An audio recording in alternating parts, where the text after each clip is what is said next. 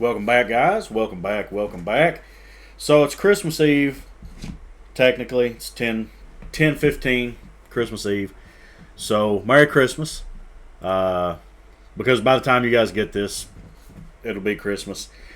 And it's already Christmas in Europe. So, and I know that there's a few of you guys over there. So Merry Christmas. Merry Christmas. And we're going to do a 15-10 here. If we can get a game.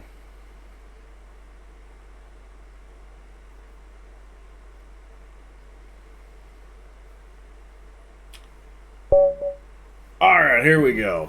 Got the black pieces. Pata de Polo 192. He's trying to work out. Okay. Alright. So this is actually an opening. I don't remember the logic behind this. Maybe it's to get the center. I'm not 100% sure. This move here, you shouldn't be playing the tricky stuff. You know, if I go here, then you get the center. I get it. So I want a pawn, and I think I'm just going to come here and try to do this.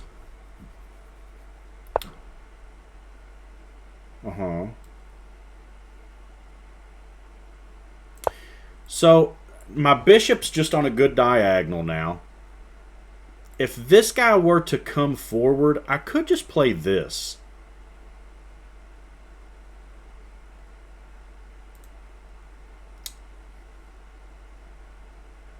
I mean, this is the reasonable continuation here. You know, you gambited a pawn, you gave a pawn away. You would expect to try to get the full center. We'll see. If he does do that, I'll probably just do this. And then if he wants to exchange, I think we're happy with exchanging.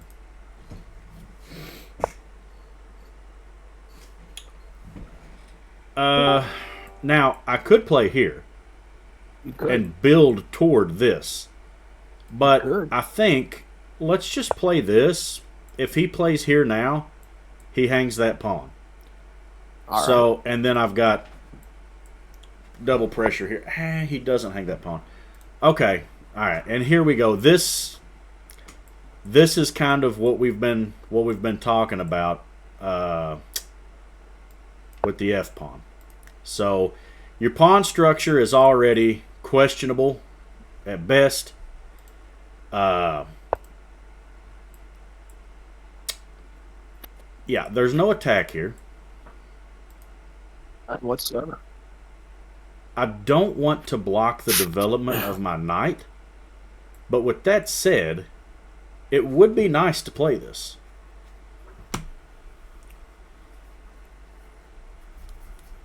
There's also a case to be made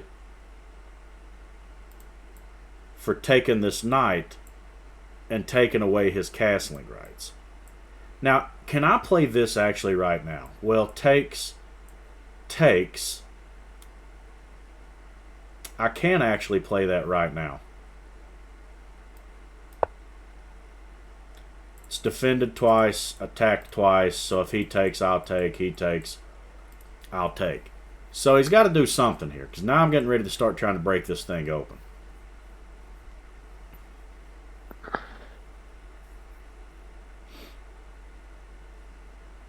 This is kind of an important idea here.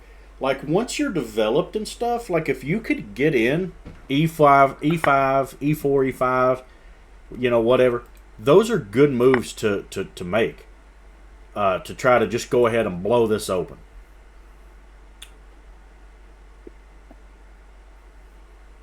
Now, something else to be conscious of here is this is the only defender of this, and there's potentially a fork here. So if we were able to deflect this guy somehow,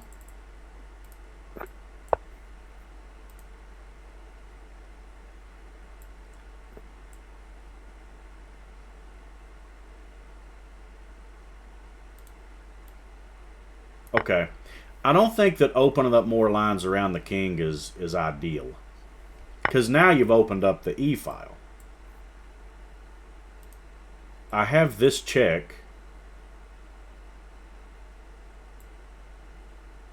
And then I get...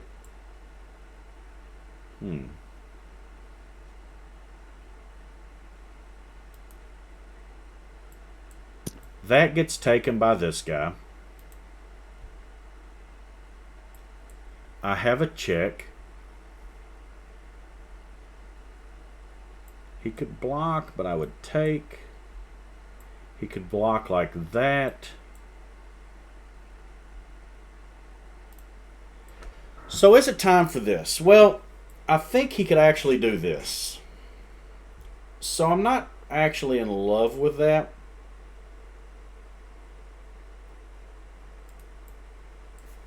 That is a pawn.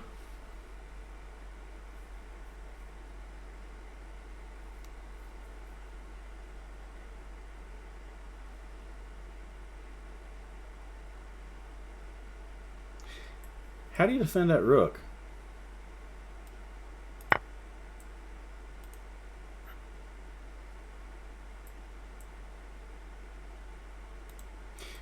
If you take me, I'm just going to recapture. And I still don't know how you defend that rook.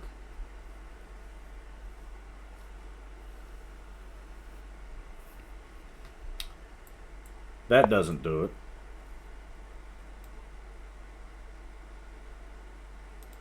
Now, I'm kind of leaning towards coming back here and then trying to pick this off.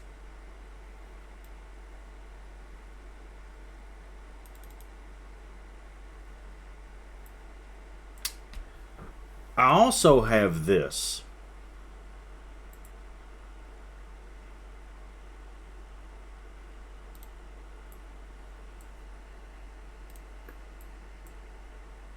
Check if he played that.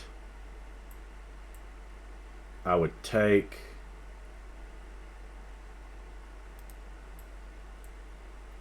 I don't think that there's anything. If I play here, I'm forking these two, and then I'll just win the rook. Actually, if I play this, he gets that discovery, and when I take, he picks up the bishop? Yeah. So let's go ahead and take that. Let's go ahead and take that. I don't know if he would have seen that, but I'm not going to give him the opportunity to find it.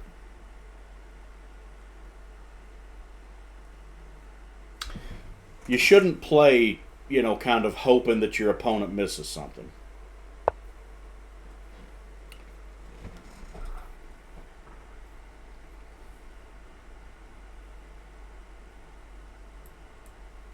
That forks both of these guys.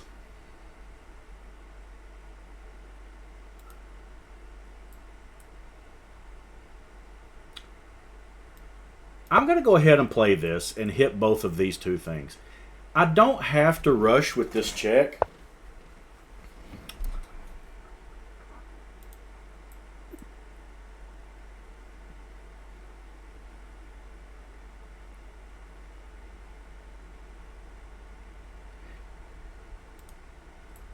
This move,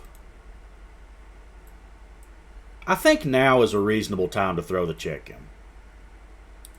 And just stop him from castling. So let's throw that in. I guess he could come back now. Yeah, that wasn't great. I should have just taken, because he would have had to have recaptured there. But see, now when he recaptures, I'm up material and I want to get the queens off the board. And I think that's going to force that to happen now. It's not exciting, you know. It's not the most exciting way to play, but it's effective. If I can get the material off the board, then that's what I want to do. And just grind this guy down now, because the more, you know, the more pieces that come off when you are up material, the more that advantage is felt.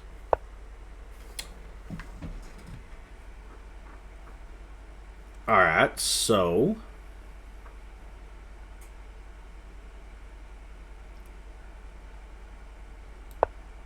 go ahead and develop that knight.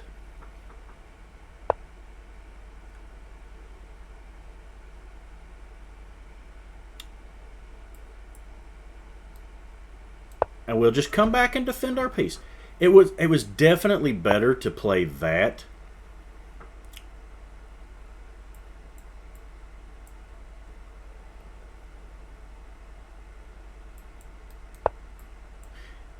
If I could play this, I think you got a problem.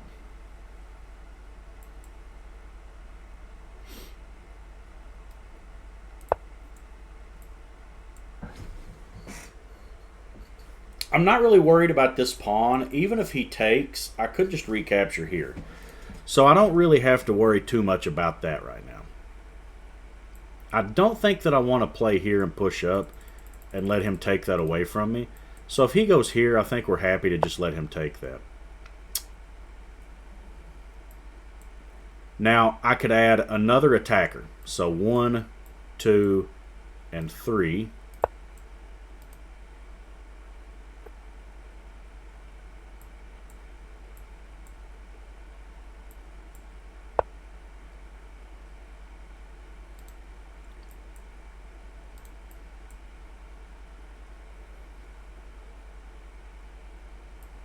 That just loses a bishop.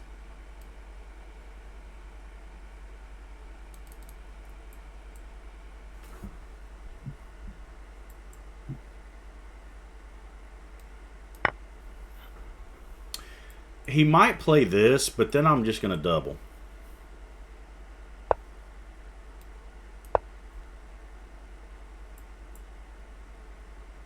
If he plays that, he drops this.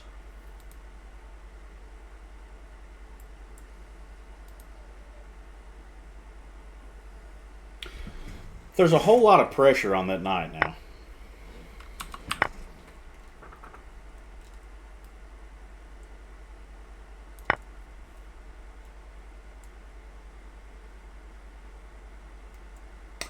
Now I'm threatening a discovery, and this is a problem.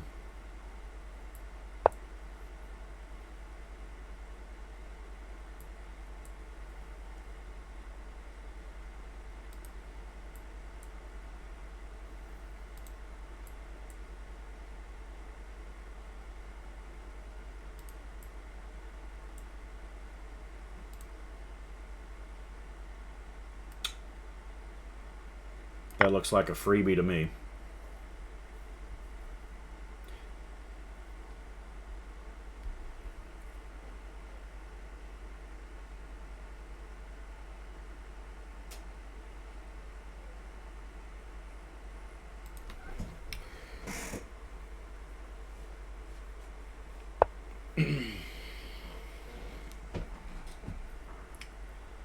All right, so what now? Well, if he played that, that's defended. So let's stop this pawn. All right, I don't have to checkmate this guy next move. Let's stop this pawn from moving, and this is the part of the game here where you need to stuff out any of the counterplay. So make sure everything gets defended. That could be a weak backwards pawn. Let's get rid of it. Here, I'm not sure. I have a check. If he goes here, I have that check. I don't see any kind of a knockout there. He could play that, but then I could just come back.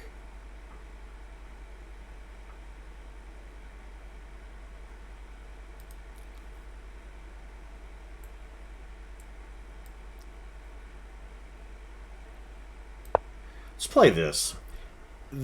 So the rook only has a few options as far as where he could go now.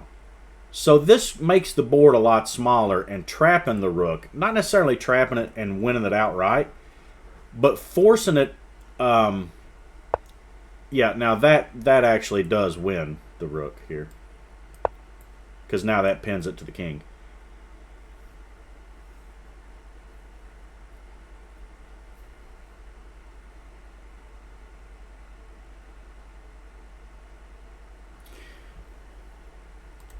But yeah, here this move here just makes the world a little smaller, and then the likelihood of something like that happening increases. Now, if he takes, I'm going to retake, and that way I don't lose the bishop whenever I take this. And I'm going to take like this to keep these pawns intact. Is this mate? Check. The rook cuts all that off. Pawn, pawn.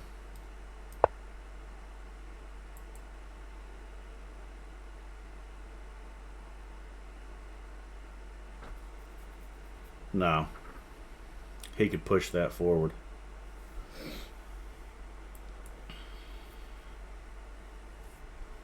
I thought that was about to be the prettiest mate in history. But I think that might be mate now, though. Check. Rook takes that away. Bishop defends that. Bishop, pawn, and there it is. That's a pretty mate. That's a very pretty mate. Alright, so how did we do here? Let's see what Stockfish thinks about it. And let's go back and look at the game here. So, alright, right away, you start with an advantage because you're white. Okay? So, +2, and then -1 because you played this. So you're already giving away your advantage. You play this, and that is the top move because you're immediately targeting this nonsense pawn. And when you play here, you're just -1. You take that. Okay, I come back. I could have played this. I didn't even think about that, but I wanted to anchor it with a pawn. I've become obsessed with undefended pieces, or as Naroditsky would call them, type 2 undefended pieces, where it's defended only by another piece. So I like to try to get my pieces anchored by a pawn if I can. So knight out's the top move. Okay, we castle. Life's good. But now I have done absolutely nothing fancy here. Again, taking the center, you hung a pawn, I took it. You attacked my bishop, I moved it. You brought out the queen attacking my bishop, I defended it. You brought out your bishop, I developed my kingside knight so I could castle. You played a pawn move, and I castle. It's -3. You know what I mean? I mean, I've done absolutely nothing. So you really don't want to play like this. Because when you do this, your opponent doesn't have to go out and beat you. Right? Just playing normal stuff, and now your shoelaces are tied together. I mean, you don't. This ain't great. Now I get it. You know, if you're 500 or whatever, okay, but just be wary of these kinds of moves. Like if you're you're new, you're around this level, you're looking for an opening to pick up, whatever. Stick to something principled. Your D pawns, something like that. Maybe you play the C pawn because you want to play the English. I really wouldn't recommend it at this level. But, it's got to be one of these three. It has to be. Ideally, D or E, or E and D. But, again, maybe you play the C pawn. Maybe you're playing the Sicilian, Caro Kann, whatever. But that's it. Stay away from these B pawns and F pawns. All right, so the top engine moves to strike the center. Okay. The top move is to push. I don't know why. I guess to rip open that F file and start the attack. But, yeah, that ain't what happened. So he played here. And now they say go ahead and hit him with the check. I didn't.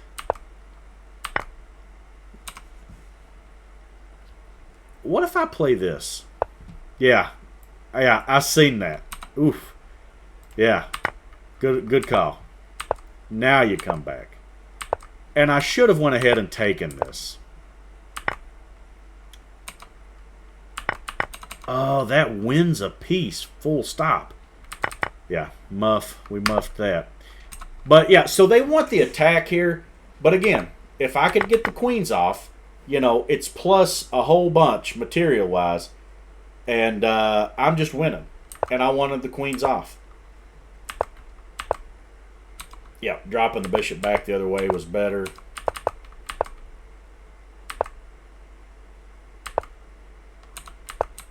Oof.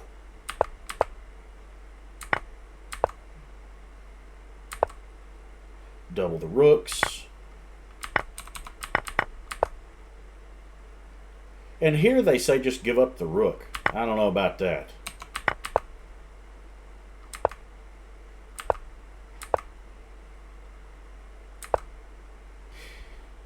Yeah, so this move here, but I liked coming here. It's trying to set up a mating net is what Stockfish wants. But when I played this, the point was, you know, the rook's escape is now cut off. And it's going to be a lot easier for me to trap this guy and force a trade. Unfortunately, he played that. And here they just want me to take. But, yeah, I just do this.